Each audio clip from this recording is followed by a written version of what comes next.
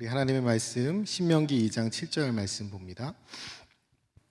구약성경 신명기 2장 7절 말씀입니다. 우리 같이 하나님을 경외하는 마음으로 한 목소리로 같이 읽겠습니다. 내 하나님 여호와께서 내가 하는 모든 일에 내게 복을 주시고 내가 이 큰 광야에 두루 다님을 알고 내 하나님 여호와께서 이 40년 동안을 너와 함께 하셨으므로 내게 부족함이 없었느니라 하시기로. 아멘. 네, 추수감사절 음악 예배 하는 날 사임설교를 하게 돼서 개인적으로 굉장히 영광입니다.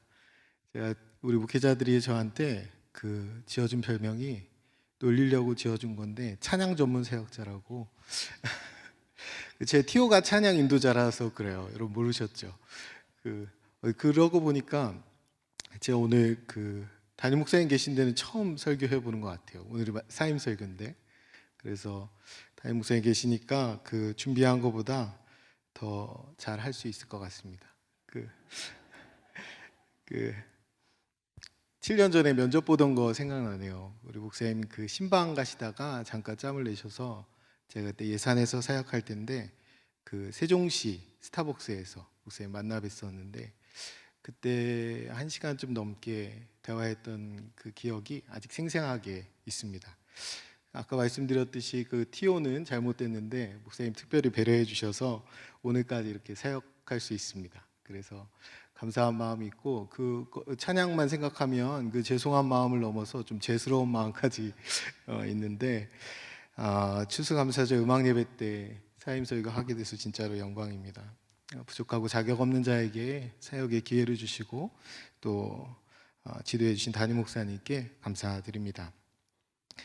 오늘 설교 제목은 내게 부족함이 없었느니라 입니다. 사실 출애굽한 이스라엘 백성들이 광야 여정을 이렇게 걸어온 그 길은 부족한 것 투성이에요. 부족함이 없는 길이 아니라 온통 다 부족한 것 투성이었습니다. 왜 그러냐면 한 달을 예상하고 출발했는데 40년 걸렸어요.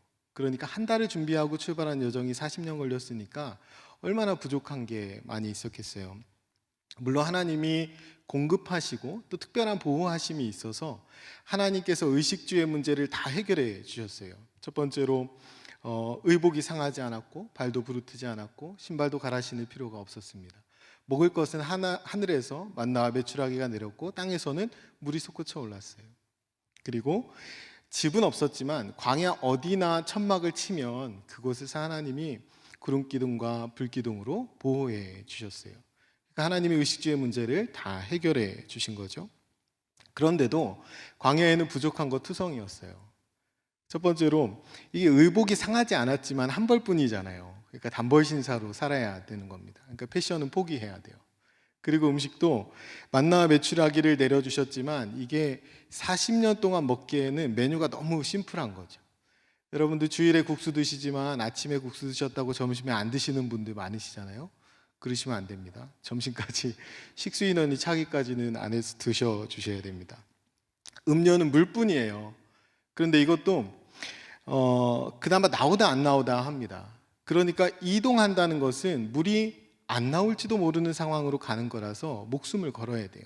생명을 걸어야 되는 거죠. 하나님께서 움직이는 하나님의 이동식 냉난방기였던 구름기둥과 불기둥을 준비해 주셨지만 이것도 가다 서다를 반복하는 겁니다. 구름기둥이 가지 않으면 못 가요. 그러니까 한 자리에서 1년을 머물 수도 있고 10년을 머물 수도 있는 겁니다.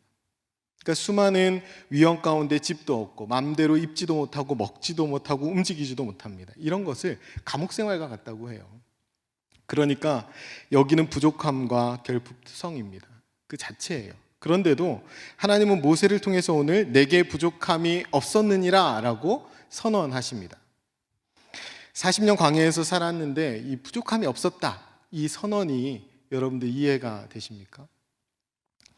이스라엘 백성들이 광야에서 늘 불평하고 원망하고 그랬어요. 사실 이건 당연한 반응입니다. 오히려 이들에게 너희가 부족함이 없었다라고 선언하는 이 모세가 이상한 사람으로 보이는 거예요. 그런데 모세가 어째서 이렇게 말씀을 했는지를 오늘 본문에서 보면 정확히 알 수가 있습니다. 오늘 제목으로 정한 본문의 바로 앞부분인데요.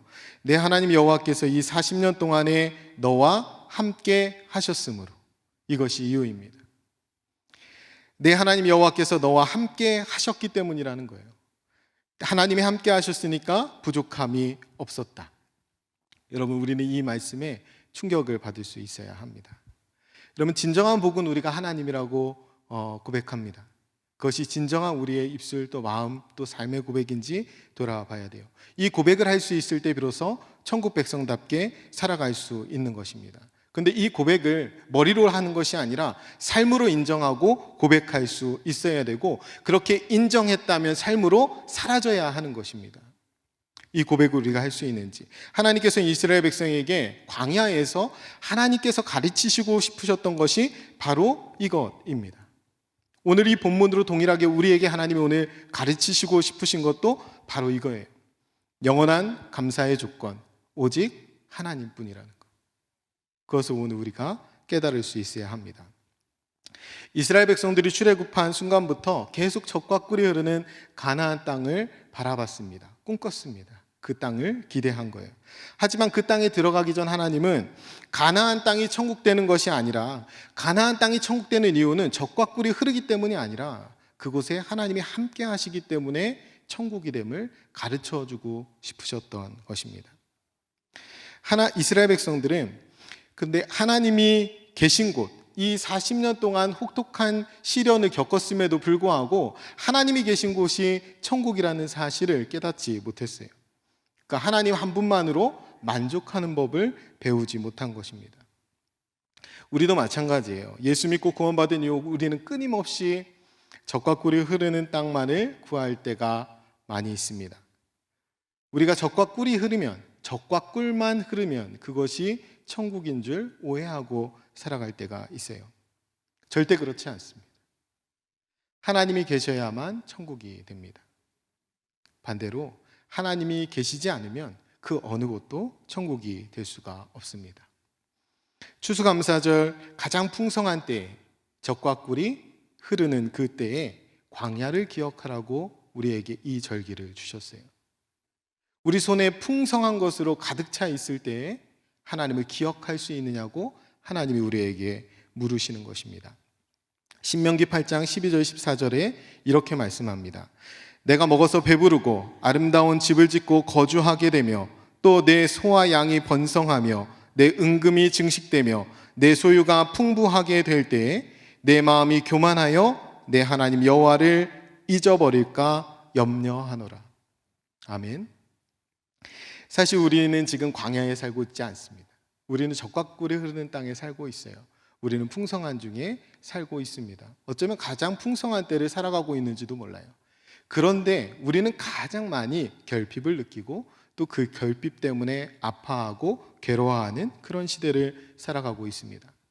그래서 우리에게는 지금 그 어느 때보다 하나님 한 분만으로 만족하는 이 신앙이 필요한 것입니다. 하나님 한 분만으로 만족하는 신앙이 우리를 물질 만능의 세계에서 구원해 줄 수 있고, 수많은 결핍과 좌절과 소외와 실패에서 우리를 살려낼 수 있습니다. 하나님께서는 우리를 어떻게 만드셨냐면 우리 눈과 귀를 제한적으로 만들어 주셨어요. 다 보지 못하고 다 듣지 못합니다. 가장 작은 것, 너무 작은 것은 우리가 보지 못해요. 그래서 아주 작은 벌레들이 우리 피부와 이불을 기어다니는 것을 보지 않아도 됩니다. 아주 작거나 아주 큰 소리를 듣지 못합니다. 멀리에서 나는 소리를 우리가 온통 다 들었다면 오늘 아름다운 드보라 찬양대의 찬양 소리를 들을 수가 없겠죠. 너무 큰 소리, 지구가 엄청난 속도로 공전하고 자전하는 소리를 들을 수 있으면 우리 고막이 터진다고 그래요. 하나님은 우리를 그렇게 제한적으로 만들어 주셨습니다. 모든 것을 다 볼 수 없는 것, 모든 것을 다 들을 수 없는 것이 어쩌면 은혜입니다. 결핍이 은혜일 수 있다라는 거예요. 이것으로도 우리는 감사할 수 있습니다. 우리가 눈에 보이는 것, 귀에 들리는 것들이 그렇게 제한적이에요. 그런데 우리는 그 제한적인 것 때문에 감사하기도 하고 불평하기도 하고 또 원망하기도 합니다. 그 제한적인 것들 때문에 우리의 감사가 좌지우지 된다면 우리의 감사는 어쩌면 허망한 것이 될 수 있어요. 눈에 보이는 풍요로움, 혹은 남이 나에게 해주는 좋은 말들, 여러분 그런 것들은 다 제한적입니다. 우리가 눈을 감아도 보이는 하나님, 우리가 귀를 닫아도 들리는 하나님, 그분으로 인해 감사해야 합니다. 그분께 집중해야 하고 또 그분께 나아가야 합니다. 그래야 우리의 감사가 흔들리지 않습니다. 오늘 광야 같은 인생길을 우리가 살아가면서 우리에게 보이는 것이 무엇인가요? 우리에게 들리는 것이 무엇입니까? 광야가 아니라 하나님이 보여지고 또 하나님의 음성이 들려져야 복인 것입니다. 하나님이 세례 요한을 향해서 이렇게 말씀해 주셨죠. 광야에 외치는 자의 소리, 그 소리가 증거한 유일한 분 예수 그리스도가 보여지고 들려져야 합니다. 여러분 결론으로 말씀드릴게요. 내가 부족함이 없었느니라. 내가 부족함이 없었느니라. 오늘의 이 선언을 다윗이 노래하죠. 시편 23편에서 여호와는 나의 목자시니 내게 부족함이 없으리로다. 그의 환경 여건이 좋아서 부족함이 없다고 고백했던 것이 아니에요. 그는 사망의 음침한 골짜기로 다녔고 원수의 목전에서 도망 다녔습니다. 인생의 대부분을 장인을 피해서, 큰아들을 피해서 도망 다니는 인생을 살았던 것이 다윗이에요. 그럼에도 불구하고 그가 부족함이 없었다라고 고백할 수 있는 이유는 그와 항상 동행했던 하나님이 계셨기 때문입니다. 그래서 그가 고백하는 거예요. 여호와는 나의 목자시니 주께서 나와 함께 하심이라. 내 평생의 선하심과 인자하심이 반드시 나를 따르리니. 아멘. 이 고백을 했기 때문에 다윗이 부족함이 없었던 것입니다.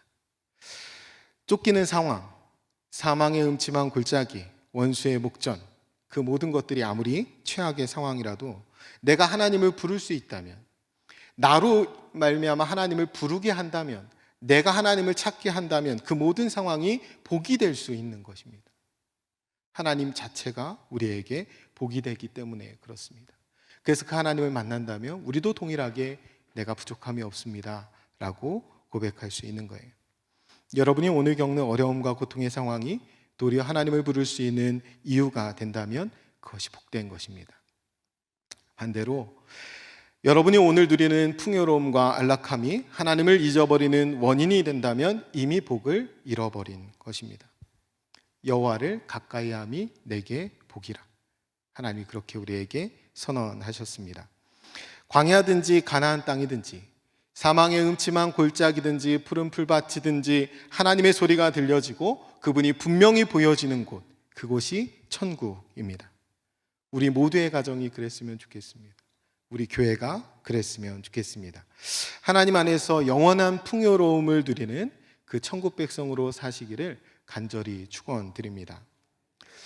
이제 진짜 마지막 인사를 드려야 되는데, 제가 이제 진짜 7년을 사역한 기분이 어때요? 라고 안 목사님이 묻더라고요. 아까 그 야곱처럼 7년이 진짜 며칠같이 지나갔냐고 묻던데 진짜 그렇게 지나갔어요. 며칠처럼 생각해보면 너무 빨리 지나간 것 같은데, 야곱하고 좀 차이가 있다면 야곱은 사랑하는 라헬을 위해서 그렇게 일하잖아요. 야곱은 눈 떴더니 라헬이 아니고 레아였죠. 근데 저는 처음부터 라헬들만 있었던 것 같아요. 그래서 그래서 감사했고요. 또 갚을 수 없는 사랑을 받고 빚을 지고 가는 것 같습니다. 또 코로나 상황이 아직 다 끝나지 않았는데 저희 중간에 가게 돼서 저희 교구 식구들한테 특히 죄송한 마음이 있습니다. 빚진 마음으로 교회를 위해서 또 교구 특별히 우리 교회 여러 사역들을 위해서 계속 기도하도록 하겠습니다. 용납해 주시고 인내해 주시고 또 오래 참아 주시고 사랑해 주신 담임 목사님과 또 우리 당회원 장로님들 또 여러 성도님들께 진심으로 감사드립니다. 이게 갈 때 돼서 돌아보니까 다 이게 좀 못한 것만 생각이 나더라고요. 그 미숙한 모습이었는데 계속 참아주시고 또 함께해 주신 우리 사역자분들, 목회자 직원분들 너무 감사했습니다. 덕분에 그 제가 돌아보건대 인생에서 가장 빛나는 시기를 여기에서 지나올 수 있었던 것 같습니다.